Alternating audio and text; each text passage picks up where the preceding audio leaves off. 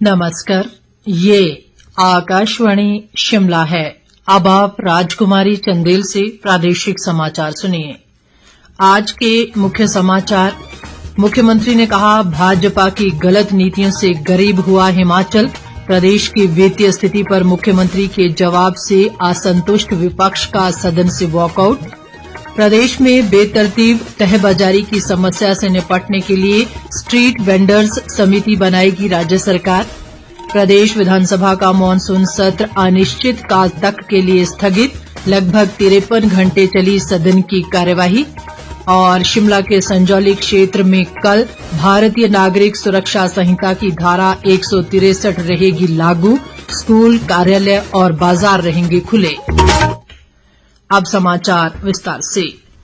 मुख्यमंत्री सुखविंदर सिंह सुक्खू ने कहा है कि हिमाचल एक अमीर राज्य था जो भाजपा की गलत नीतियों के कारण गरीब हो गया है। शिमला में आयोजित विधानसभा के मॉनसून सत्र के अंतिम दिन आज सदन में नियम 130 के तहत राज्य की आर्थिक स्थिति पर 2 दिन तक हुई चर्चा के जवाब में मुख्यमंत्री ने ये बात कही। उन्होंने कहा कि हिमाचल में कोई आर्थिक संकट नहीं है, बल्कि कैश फ्लो मिसमैच हुआ है और सरकार इसे कंट्रोल करने का प्रयास कर रही है। उन्होंने दावा किया कि प्रदेश आर्थिक संकट से उबर चुका है और अब वित्तीय अनुशासन के रास्ते पर आगे बढ़ रहा है। मुख्यमंत्री ने कहा कि प्रदेश को आर्थिक रूप से समृद्ध बनाने के लिए बहुत कड़े फैसले लेने होंगे। उन्होंने प्रदेश में निवेश बढ़ाने के लिए धारा 118 को और लचीला बनाने की बात कही। सुखविंदर सिंह सुक्खू ने कहा कि प्रदेश सरकार राज्य के आय के संसाधन बढ़ाने और प्रदेश को आत्मनिर्भर बनाने के लिए लगातार प्रयासरत है। इसके लिए जहां आबकारी नीति में संशोधन किया है, वहीं डीजल पर 2 बार वैट बढ़ाया गया है और राज्य की न्यू मिनरल पॉलिसी भी तैयार की गई। मुख्यमंत्री ने नेता प्रतिपक्ष जयराम ठाकुर को पेशकश की कि वे प्रदेश हित के लिए उनके नेतृत्व में भी केंद्र से मदद मांगने के लिए दिल्ली जाने को तैयार हैं। मुख्यमंत्री के जवाब से असंतुष्ट विपक्ष ने ये कहते हुए सदन से वॉकआउट किया कि कांग्रेस ने सत्ता में आने के लिए गारंटियों के नाम पर झूठ बोला है। नेता प्रतिपक्ष जयराम ठाकुर ने कहा कि यदि मुख्यमंत्री में जरा भी नैतिकता है तो वे प्रदेश की जनता से झूठ बोलने और गुमराह करने के लिए माफी मांगे। उप मुख्यमंत्री मुकेश अग्निहोत्री ने विपक्ष के वॉकआउट की निंदा करते हुए कहा कि भाजपा विधायक दल दिशाहीन हो गया है। उन्होंने कहा कि आज सदन में वॉकआउट का कोई माहौल नहीं था, इसके बावजूद विपक्ष ने सुर्खियों में बने रहने के लिए वॉकआउट किया। मुख्यमंत्री सुखविंदर सिंह सुक्खू ने कहा है कि प्रदेश सरकार राज्य में बेतरतीब तहबाजारी की समस्या से निपटने के लिए स्ट्रीट वेंडर्स समिति बनाएगी। मुख्यमंत्री आज विधानसभा में विधायक हरीश जनार्था द्वारा संजौली में अवैध रूप से बनाई गई मस्जिद के खिलाफ लोगों के आक्रोश पर उठाए गए पॉइंट ऑफ ऑर्डर का जवाब दे रहे थे। मुख्यमंत्री ने कहा कि स्ट्रीट वेंडर्स समिति बनाने के लिए विधानसभा की एक कमेटी या कैबिनेट की सब कमेटी बनाई जाएगी। इस कमेटी में अधिकारियों के अलावा सत्ता पक्ष और विपक्ष दोनों ओर के विधायकों को शामिल किया जाएगा। मुख्यमंत्री ने कहा कि नई स्ट्रीट वेंडर नीति में तहबाजारियों की बैकग्राउंड जांचने के बाद ही उन्हें लाइसेंस जारी किए जाएंगे। उन्होंने कहा कि मस्जिद मामले में कानून अपना काम करेगा और अगर कुछ अवैध हुआ है तो नियमों के अनुसार कार्रवाई की जाएगी। विपक्ष के नेता जयराम ठाकुर ने कहा कि संजौली क्षेत्र में मस्जिद के अवैध निर्माण के खिलाफ लोगों का आक्रोश पूरे राज्य में एक बड़ा मुद्दा बन सकता है। उन्होंने कहा कि भाजपा के कार्यकाल के दौरान बाहरी लोगों के सत्यापन और पंजीकरण की प्रक्रिया शुरू की गई थी। जयराम ठाकुर ने कहा कि देश का हर नागरिक हिमाचल आ सकता है, लेकिन जिस तरह से राज्य में ऐसे लोगों की संख्या बढ़ रही है जिनका इतिहास सत्यापित नहीं है, वो चिंताजनक है। मुख्यमंत्री सुखविंदर सिंह सुक्खू ने कहा है कि सरकार प्रदेश में एक भी बच्चे को शिक्षा से वंचित नहीं रहने देगी। ये सरकार की वचनबद्धता है। मुख्यमंत्री आज विधानसभा में विधायक अनुराधा राणा द्वारा ध्यानाकर्षण प्रस्ताव के माध्यम से उठाए गए मुद्दे पर हुई चर्चा के दौरान बोल रहे थे। मुख्यमंत्री ने कहा कि सरकार गुणात्मक शिक्षा की दिशा में गंभीरता से सुधार कर रही है। उन्होंने कहा कि हिमाचल शिक्षा के क्षेत्र में देश में 21वें स्थान पर पहुंच गया है, जो सही नहीं है। मुख्यमंत्री ने ये भी कहा कि सरकार जल्द ही स्पीति में बोर्डिंग स्कूल की शुरुआत करने जा रही है। उप मुख्यमंत्री मुकेश अग्निहोत्री ने कहा है कि कांगड़ा के गरली में स्थापित कोऑपरेटिव ट्रेनिंग सेंटर को ऊना शिफ्ट नहीं किया जाएगा।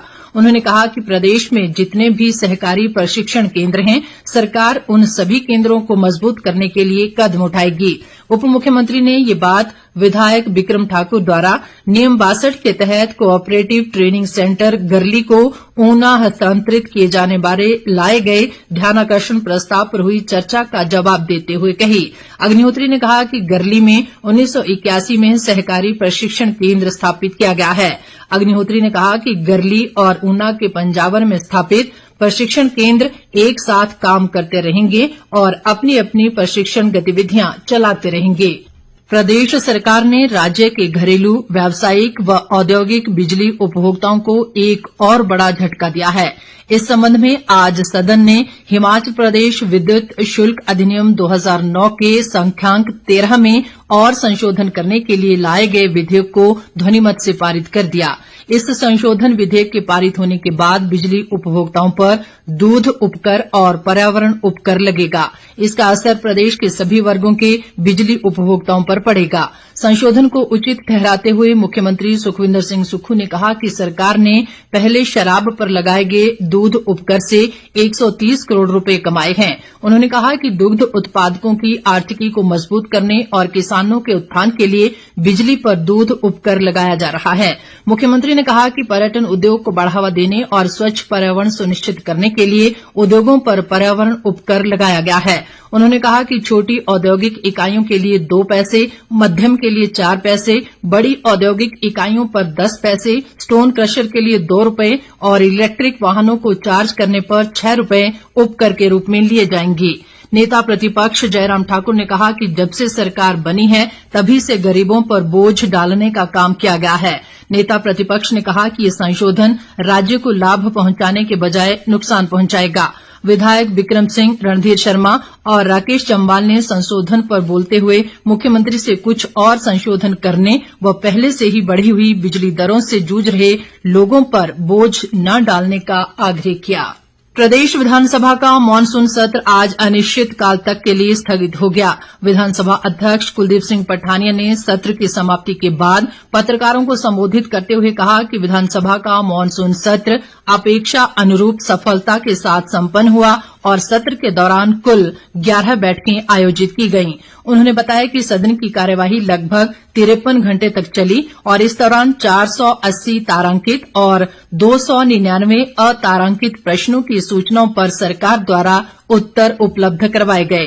विधानसभा अध्यक्ष ने सदन के सुचारू संचालन में रचनात्मक सहयोग के लिए पक्ष और विपक्ष के सभी सदस्यों का आभार जताया। शिमला के संजौली क्षेत्र में कल 11 सितंबर को भारतीय नागरिक सुरक्षा संहिता की धारा 163 लागू रहेगी। जिला दंडाधिकारी अनुपम कश्यप ने आज इस संबंध में आदेश जारी कर दिए हैं। ये आदेश कल सुबह 7 बजे से रात 11:59 तक लागू रहेंगे। आदेशों के अनुसार संजौली क्षेत्र में कानून व्यवस्था कायम रखने व शांति बनाए रखने की दृष्टि से 5 या इससे अधिक व्यक्तियों के एक स्थान पर एकत्रित होने पर पूर्ण प्रतिबंध रहेगा। इसके साथ यहां पर किसी भी व्यक्ति को अस्त्र शस्त्र व अन्य ज्वलनशील पदार्थों को लेकर चलने पर भी पूर्ण प्रतिबंध रहेगा। इसके अलावा बिना अनुमति किसी को भी धरना प्रदर्शन, नारेबाजी व भूख हड़ताल करने की अनुमति प्रदान नहीं की जाएगी। वहीं अस्पताल, कोर्ट, शिक्षण संस्थान और सार्वजनिक स्थानों पर लाउड स्पीकर के इस्तेमाल पर भी प्रतिबंध रहेगा। अनुपम कश्यप ने कहा कि क्षेत्र में जनजीवन पूरी तरह से सामान्य रहेगा और स्कूलों सहित सरकारी व निजी कार्यालय और बाजार पूरी तरह से खुले रहेंगे। राज्यपाल शिव प्रताप शुक्ल ने वैज्ञानिकों, उत्पादकों व उद्यमियों से मशरूम की पैदावार बढ़ाने के लिए और अधिक प्रयास करने का आह्वान किया है। राज्यपाल ने आज सोलन में 27वें राष्ट्रीय मशरूम मेले के शुभारंभ अवसर पर कहा कि मशरूम की जीवन अवधि बढ़ाने के लिए अधिक से अधिक शोध करने की जरूरत है। उन्होंने कहा कि बीते 27 वर्षों में कई उत्पादकों ने मशरूम की खेती को रोजगार के तौर पर अपनाया है और ग्रामीण युवाओं के लिए ये रोजगार का बहुत ही शानदार जरिया है। अंत में मुख्य समाचार एक बार फिर।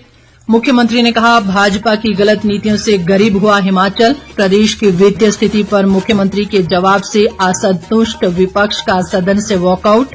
प्रदेश में बेतरतीब तहबाजारी की समस्या से निपटने के लिए स्ट्रीट वेंडर्स समिति बनाएगी राज्य सरकार। प्रदेश विधानसभा का मॉनसून सत्र अनिश्चितकाल तक के लिए स्थगित, लगभग 53 घंटे चली सदन की कार्यवाही। और शिमला के संजौली क्षेत्र में कल भारतीय नागरिक सुरक्षा संहिता की धारा 163 रहेगी लागू, स्कूल, कार्यालय और बाजार रहेंगे खुले। इसके साथ ही ये समाचार बुलेटिन समाप्त हुआ। नमस्कार।